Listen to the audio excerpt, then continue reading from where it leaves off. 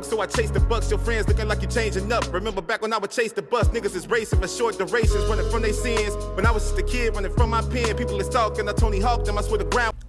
What's going on, everyone? This is your boy AshTheMan, and what's going on? So, man, the PlayStation Showcase is definitely big talks right now. I definitely want to cover the price, the two consoles. I also want to talk about some of the games, which games that I may be interested in, and also some ups and downs coming from this event and after the event. So yeah, but before I go ahead and get started, don't forget, for all you newcomers, subscribe to the channel. Don't forget to leave a comment in the video what you guys think about the PlayStation Showcase, the price, and all of the good jazz that's been shared with us. And don't forget to share the link on social media. Definitely appreciate it. Now, let's talk about it. So the first thing is the PlayStation 5 price is going to be $499. Now, the digital edition is going to be $399, and pretty much is no real difference in the consoles itself. Only just one comes with a disc drive and one just straight up digital. And honestly, that's a good standpoint. Although a lot of people was expecting for Sony to undercut the Series X, but I think them being at the same price is definitely good. It's good for the competition. But the digital edition, I definitely is going to give people a different option, and it's definitely is going to have some hats raving about, the Xbox Series S and its comparisons to that, because the Series S is a digital only, but it's a lower spec than the Series X, while the PlayStation 5 digital edition is not no lower system than the standard edition. They pretty much have the same spec, just one with a disc drive, one without. There you go. So that's definitely interesting. Now I want to talk about some of the things that's coming with it, because we know that we getting Demon Souls that's coming with it day one.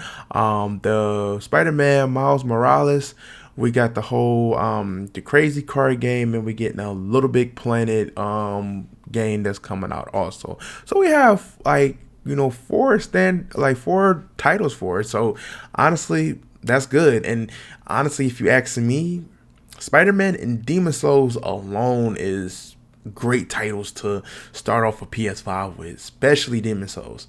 I remember talking about Demon Souls a few years back about man, think about it, they did a remaster, but they doing a whole remake. So crazy, right?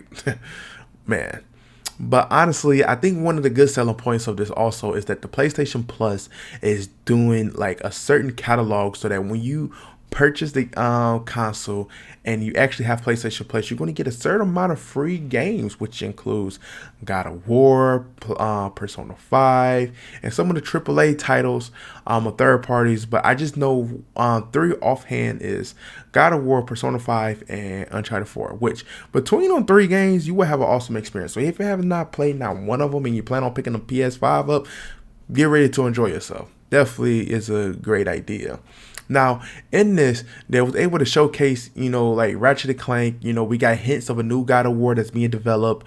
Horizon Zero Dawn showed a little bit more of that. And we got a chance to see more gameplay of the Call of Duty Black Ops Cold War. So the showcase definitely hit it off with showing games. Majority of games we already seen, but they show more gameplay and added some additional spices to really rev things up. So the showcase was a hit. We can honestly say that PlayStation came out, gave us what we wanted, what we already know, polished it a little bit, and now we know what we're looking for the fall season. Now, PlayStation 5, is it a day one pickup? Very selective. And the reason I say it's selective is because when it comes to the PS5 being day one, now if you look at it on a gamer's tip, honestly, for everything that they're offering, it actually would not be bad on day one. For everything that they're offering for newcomers and returning PlayStation people, man, the things that they're offering for this junk is crazy. And with it being backwards compatible with the PlayStation 4 and have a PlayStation Now, which technically PlayStation Now has been getting better gradually. So we can expect some crazy things, because they did say that the PlayStation Now is going to be getting an update. So hopefully they can definitely make sure to optimize that a little bit better. And maybe we'll have more people tuning in for that, because they definitely offer some great things with that. And the availability of games is the selling point of PlayStation right now. So we definitely need to get our hands on that. Now, One thing that did come with it is that the how soon the pre-orders was, and this is where things for me got a little bit crazy. The pre-orders started, and some retailers started it early. I think it was between GameStop, Amazon, and Target and Best Buy. It kind of did the pre-orders a little bit earlier than what expected. When everybody tuned in for the PlayStation event, they pretty much was explaining that was supposed to the pre-order was to been available the very next day. So that didn't happen. Pre-orders started happening a lot sooner. Retailers started posting it online a lot sooner. Heck, Amazon's site went down. Blockbuster, you had to keep on reloading the page. Different people have gave different experience, but have confirmed and showed their pre-orders. Of course, they're not going to show confirmations, but they have showed their pre-orders on there, which is good. You know, Eric got your pre-order. But however, a lot of people is upset because it's not a fair situation. When you watch the event and the company letting you know that, hey, look, pre-orders start tomorrow and they start earlier, and retails really doesn't send anything out. Now, but this is one thing though. If you receive that email, and I actually confirmed that through the email that I have signed up with my PlayStation profile, and they send you an email letting you know that, hey, look, at this time, this is how your pre-order going to be. So if you've been selected, you're going to be able to go in and pre-order your PS4 if you're ready at that specific time. Now, it's not just going to be available up until the release. It's pretty much just going to be available for you to pre-order then. And if you don't do it right then and there, you could do it while supplies last. So, of course, if you don't do it right then and there, they're probably going to invite more people. And if they get sold out, they get sold out. So if you don't hit your deadline time and you don't take advantage of it right then and there, it's not going to, be available like a week before. I doubt it. But also, I did find this out, and I posted under VGL Discord, but I'm gonna have to recite that after this video. Is that the invitation is going to be linked to the email and the PlayStation profile that you have signed up with. If you try to get that link off, sell it, or try to do anything with it, will not work for another profile. So yeah, don't try it, because it will basically invalid that invitation, and you will not be able to order your PlayStation 5 or the person you're trying to sell it to. So it just wouldn't work out for both parties. So don't even try it now. But honestly, the pre-orders was a huge disaster, if you ask me, because I feel that anybody who honestly was looking at the showcase and wanted to do it is not able to take advantage of it, because retailers really just jumped the gun and went ahead and did so. Now, of course, with Sony, they looking at the numbers. So if the retailers did it early, they don't want to be like, hey, look, that's not fair, blah, blah, blah. They're just going to accept it because, they making revenue off of it. But it just kind of bold that people who was honestly waiting for the next day to do so just couldn't. It really sucks. So I'm just saying, that's just me personally. I think it just kind of sucks that you really couldn't, but hey, that.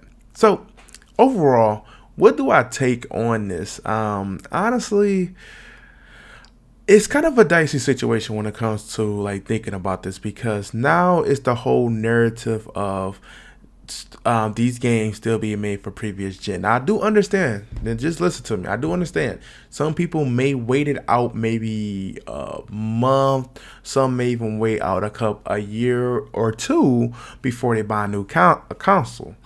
But this is the narrative that I think that needs to be stressed out, and that needs to be, really focused on. Whenever they worried about another generation game like, PlayStation 4, PlayStation 5, what they're still worried about making it for the PS4, they not really trying to optimize or make the game best on PlayStation 5. Because they not really focusing on utilizing everything about the hardware, because they still have to utilize the hardware of the previous generation. So it really comes to factor that, man, we still going to be not up to speed with our games because they still making it for the previous generation. It sucks. It really does. And I wish they can move away from that narrative and actually just go ahead and make it directly for the next gen. I mean, it would suck for the people who still want to own a PS4s, but it would get people to actually buy the next gen console. Like, just picture it like this. let's just say if God of War, the next God of War got announced for March 2021 and is directly on the PS5 exclusive. For them God of War fans, if you want to play it, you got to get a PS5. It will basically get them to actually upgrade a lot sooner. But man, like, I just don't understand, like, why wouldn't you do that to try to make sure that people do upgrade? Like, what's the point of having backwards compatibility if you still going to make games for the previous console? I don't understand. But I will say that they are trying to think about more than just people who's upgrading, still trying to think about the last gen in a way. So honestly, we just have to take it, and eventually they won't make games for the PS4 that much longer. So we could just some people just could wait and make sure they can be able to utilize that. It's about, and it's not about like wanting people just to like upgrade right away. It's about having the best gaming experience. And with this hardware that we're getting, I mean, I just don't want it to feel like it's not all the way current gen when it should feel like that. So it's just a personal issue that I have. I don't know if that's an issue for you. I know that was mentioned by a couple of friends of mine. So I just want to stress that out and how I'm thinking about it. I still think it's an awesome console. I still think it's a day one buy. I think that it definitely is setting itself up to rival the Xbox Series X, and in a more professional manner. Instead of doing an undercut, they doing things unique and up to standard, to where PlayStation is letting they still want to be the place where you play. So honestly, good things. So other than that, thank you guys for definitely tuning into this video about the PlayStation price, things that was offered, things that was going on in the showcase. Definitely appreciate that. Other than that, AshTheMan is out. Leave a comment on what you guys think about the video, and I'll see you later. Peace.